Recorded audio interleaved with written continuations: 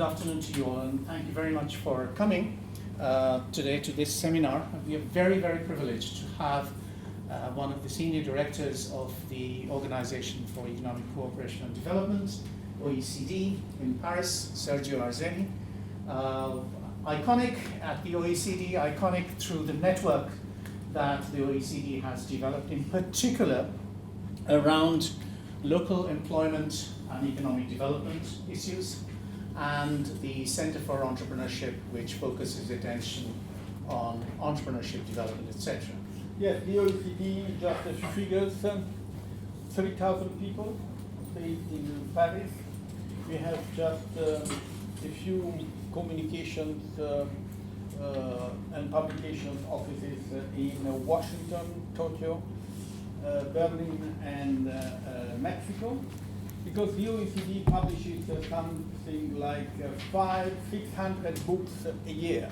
So we are also a major publishing house. A staff of 3,000, a budget of 400 million, 95% goes on salaries and pensions. We have about 1,000 economists. We work through committees with specialties. We have about 200 committees that cover almost all public policies activities except the military, because the military was reserved to the NATO, our sister organization. I will focus on skills, on small business and entrepreneurship, which are areas of our work. We work, as I said, we are a publishing house. We have recently published, I will say, most of what I'm going to say is drawn from our publication. This one is Job Creation and Local Economic Development, which is a summary of work that we have been doing, assessing best practice around the world. This one is the Missing Entrepreneur, another flagship entrepreneur. This deals with inclusive entrepreneurship, because we believe that too much emphasis has been put on flagship high-tech entrepreneurs, the Bill Gates, the Steve Jobs, and not enough has been understood by policymakers that entrepreneurship is an opportunity for all. It's an opportunity for women, it's an opportunity for seniors, it's an opportunity for handicapped people, it's an opportunity for young people, and there is also what is extremely important, social entrepreneurship, which is also an important way that is reshaping, for which there is a great demand in member countries and beyond. That associated with unemployment, there is the rising unemployment. There has been the phenomenon of inequality. Inequalities, the OECD has, well before Piketty has published over the last 7-8 years, some reports, important, for instance, divided we stand, growing unequal, that documented this serious phenomenon of inequality. The average income of the richest 10% is now almost 10 times that of the poorest. It was 25 years ago, it was 7 times. Now 10 times. The 10% richest, 10 times richer than the 10% poor. Inequalities are even greater in developing countries, in emerging countries. there is the income gap between the top and the bottom 10% is 50 hits 50 times in Brazil, 30 times in Mexico, and a staggering 100 times in South Africa. So that's this phenomenon, not to mention the inequalities in countries that have over the last 20 years happened something that never before in the history of mankind occurred, that 100 millions of people, 500 million Chinese, 300 million Indians, 80 million Brazilians, and so on, have got out of poverty. So you see, it's almost 1 billion people in 20 years out of poverty. But this has generated in those very countries huge disparities, huge inequalities that will have a social and political toll sooner or later. So that's then. For instance, I was mentioning that a country like UK with 5.5% unemployment today, that have more than 10% youth unemployment. This is not the case in Austria, Germany, Switzerland, Netherlands, Denmark, the countries, the German area where there is the dual system, where there is a very strong apprenticeship system, whereby the manual labor, there is the idea of the dignity of work. Any job has its own dignity, provided that is performed professionally, with highly professionality and skills. So that is a secret of the fact that you don't have this high level of youth unemployment. So the UK is, as I said, concerning unemployment, is doing quite well. It has been a star in 2014 with a growth of 2.6%, higher than the OECD average, and higher, almost 1 point higher than the other G7 countries. So that is something. The private sector has generated 3 million jobs over since 2010 in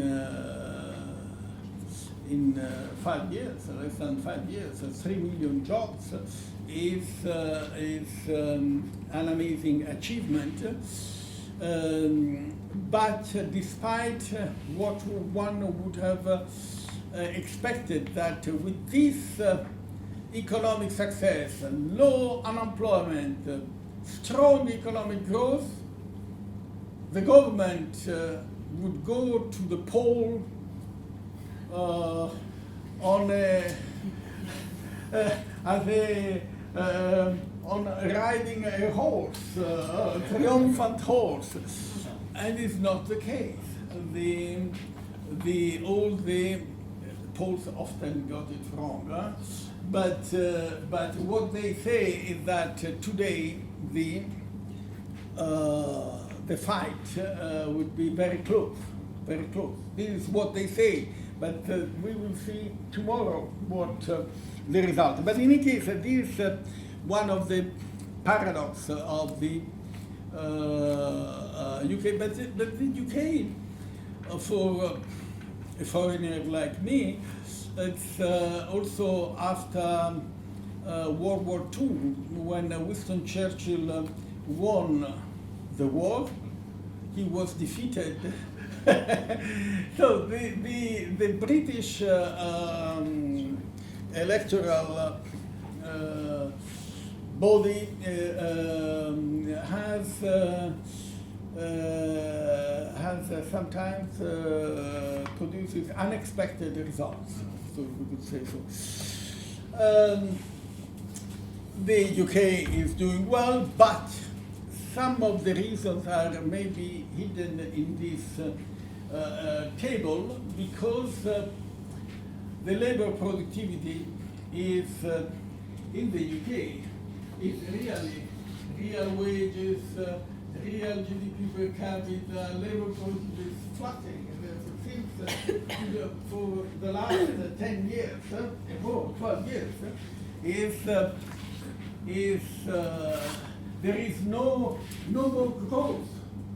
There is this flattening situation. This something that is, and the labor productivity is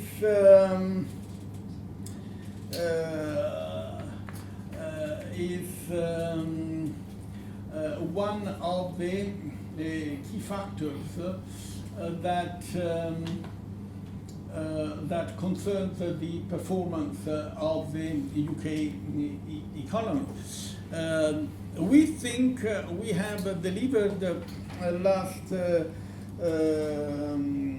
in February the economic country review of the UK to Mr. Osborne, together with a lead report on skills in the UK. We have looked at two regions in the UK in which we have shown that the way in which the whole system of skills development in the UK is not performing well. It's not certainly, there is in many places a mismatch between supply and demand of skills, an important mismatch due to the way in which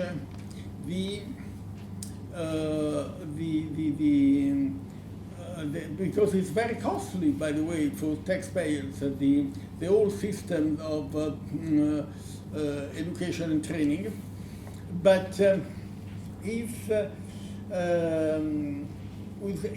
meant to be employers driven, but in fact is not carried out. The real skill policy that works is within companies that are absolutely functional to the specific interest of the companies. And in the UK, there is a certain reluctance on the part of the employers, but also there is a lack of real partnership at the local level, which is the real unit of analysis, because it's the commuting area which matters in terms of skills to match the supply and demand of skills. So you have employers that can't find the skills they need, and you have people that cannot find the job they are seeking for. UK has also a serious problem that is the real estate market, the unaffordable housing. I remember we had a conference with John Prescott and Tony Blair 10 years ago on affordable housing was considered a top priority 10 years ago. In the UK, there was a plan for constructing more than 100,000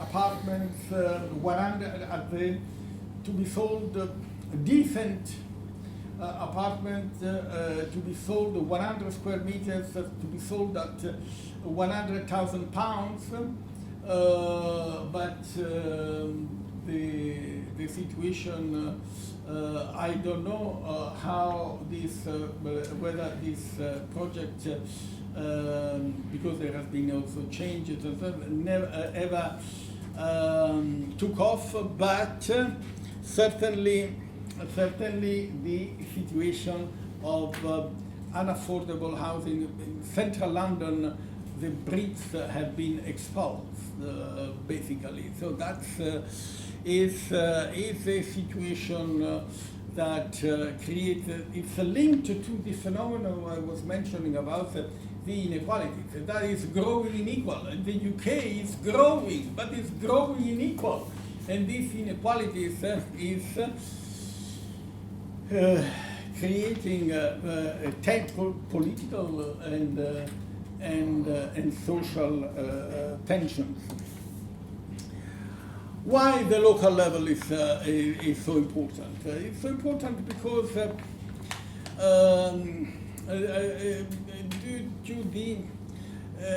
because the globalization has made the importance of roots, having roots, even more important. You cannot be a winner in the global market if you don't have a strong base. You feel lost if you don't have an anchor somewhere. And also because all over the world there has been the emergence of the importance of local authorities, local power, to respond to challenges that are posed from the economic and social situations. So the emergence in this world, and also because the crisis has made clear that a national employment policy does not make any sense.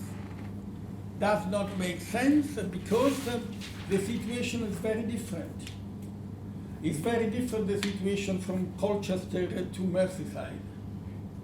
It's very difficult, very different, and you cannot adapt, apply the same policy everywhere if you don't, because you will not capture the specific situation. So, and what this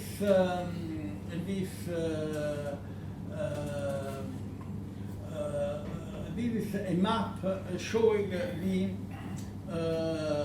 the difference in skill supply and demand in the UK. The regions with high skills equilibrium are areas where there is low mismatch, where there are higher salaries and lower unemployment, while the other areas, and you can see how geographically there is a territorial fracture that is determined in the UK between the north, we would say, and the southeast. That is, well, that is Aberdeen, the oil, which is something particular. But that is and then you have also the unemployment rate at sub-region level, so at county level, and that shows a map that is rather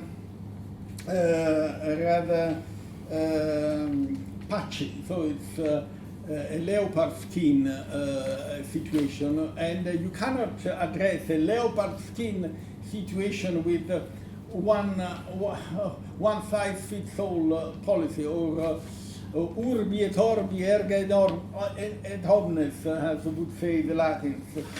So that's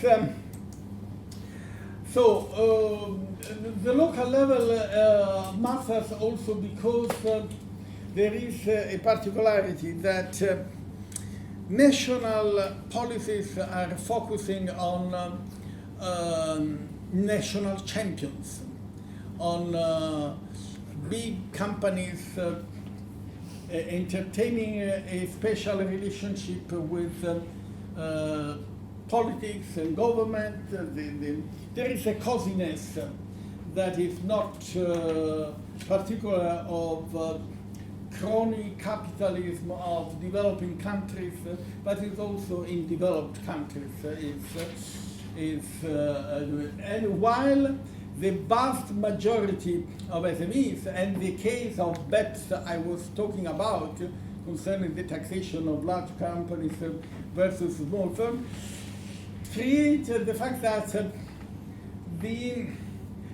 the backbone of employment in any country that is in SMEs is by public policies in fact